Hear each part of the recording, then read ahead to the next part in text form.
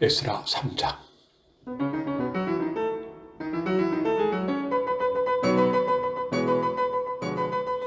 이스라엘 사람들이 자기 고향에 자리를 잡고 살기 시작한 지 7째 달이 되었을 때 그들은 예루살렘에 모였습니다.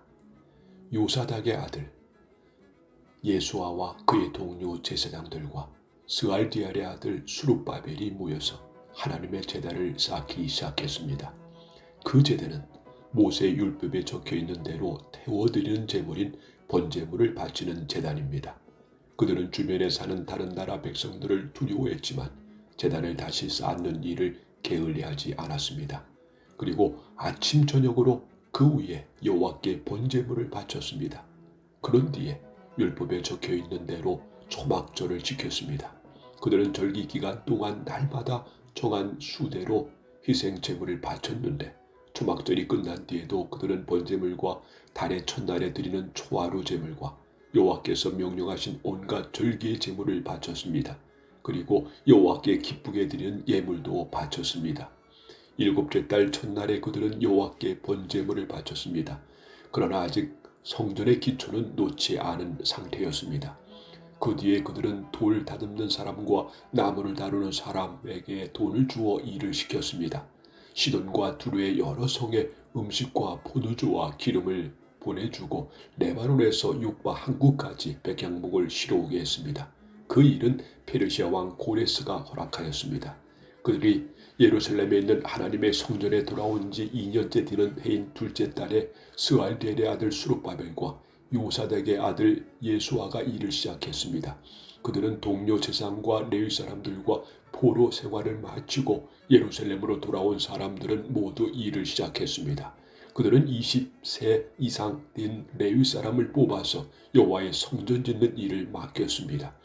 하나님의 성전 짓는 일을 맡은 사람은 예수아와 그의 아들들과 형제들, 호다위야와 자손 감미엘의 그의 아들, 그리고 헤나닷의 아들들과 손자들과 형제들로 모두 레위 사람들로 이루어졌습니다. 일꾼들이 여호와의 성전의 기초를 놓는 일을 마치자 제사장들이 제사장 옷을 입고 나팔을 들었습니다.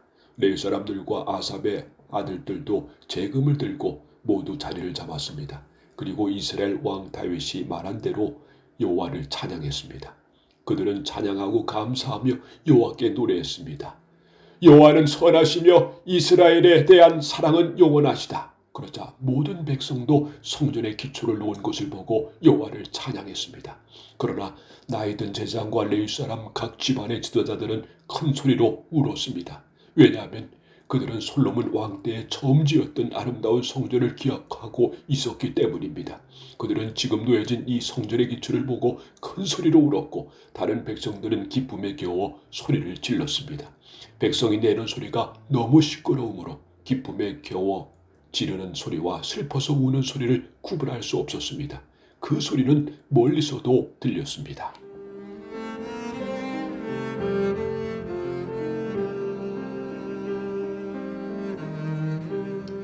에스라 4장.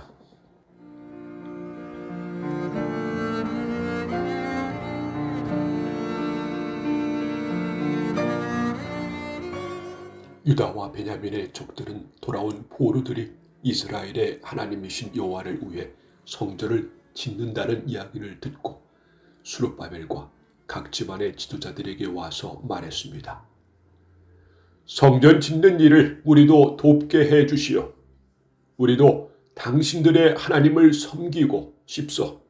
우리는 아시리아 왕 에살핫돈에 의해 이곳에 온 첫날부터 지금까지 당신들의 하나님께 제물을 바쳐왔소.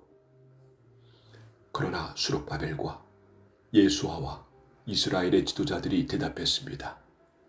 안 돼요. 당신들은 우리 하나님의 성전을 짓는 일에 끼어들 필요가 없소. 성전은 우리가 지을 것이요. 이 성전은 이스라엘의 하나님 여호와를 위한 것이요. 페르시아 왕 고레스가 우리더러 그 성전을 지으라고 명령했소. 그러자 그 땅 백성이 유다 백성의 키를 꺾어 놓으려 했습니다. 그들은 유다 백성이 성전 짓는 일을 무서워하게 만들었습니다. 그리고 다른 사람들을 시켜 성전 짓는 일이 늦어지도록 방해했습니다. 그들의 방해는 페르시아 왕 고레스의 시대를 지나 페르시아 왕 다리오 시대까지 계속되었습니다.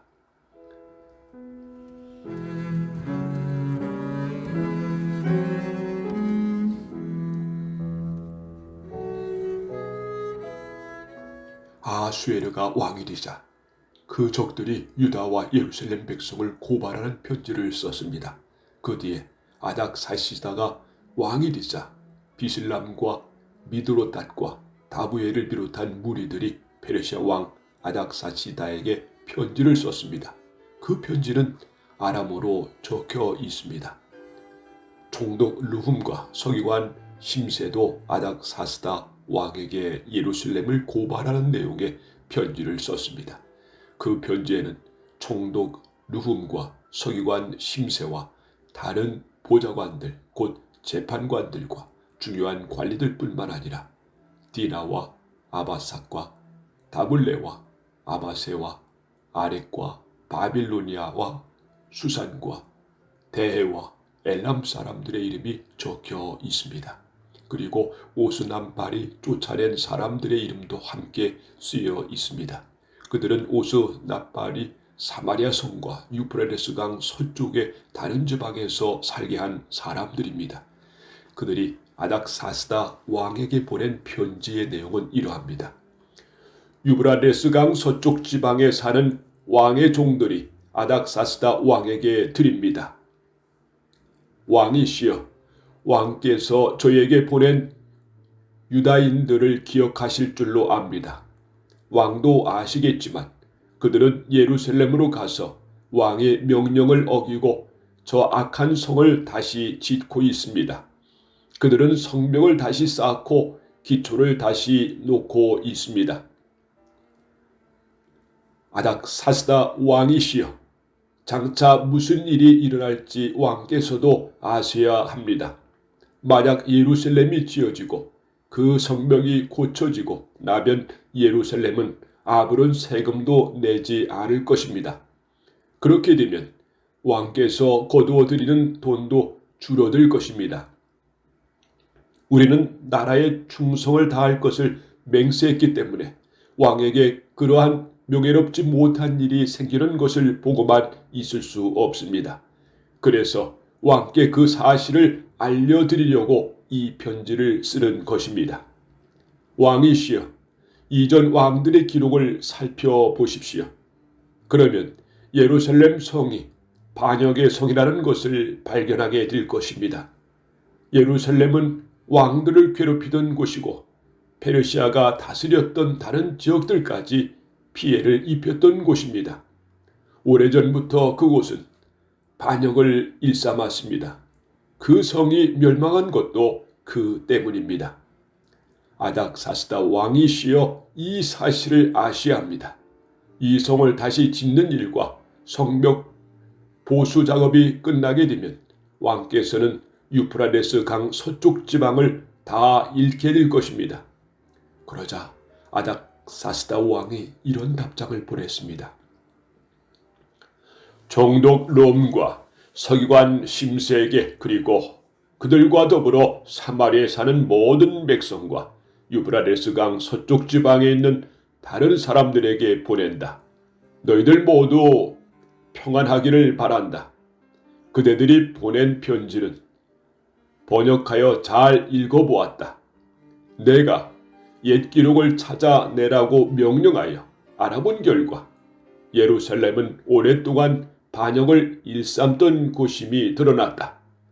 예루살렘은 문제를 일으키고 말썽을 부리던 곳이다. 예루살렘에는 강한 왕들이 있었다. 그들은 유브라데스 강 서쪽 지방 전체를 다스리면서 온갖 세금을 거두어 들였다. 이제 그대들에게 명령을 내려 일을 멈추게 하여라. 내가 명령을 내리기 전까지는 예루살렘 성을 다시 짓지 못한다. 이 일을 틀림없이 하도록 하여라. 예루살렘 성을 짓는 일이 계속되면 나라가 피해를 입게 된다.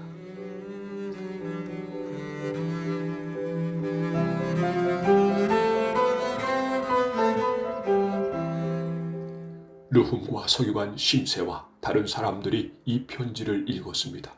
그리고는 재빨리 예루살렘의 유다 사람들에게 가서 하던 일을 멈추게 했습니다.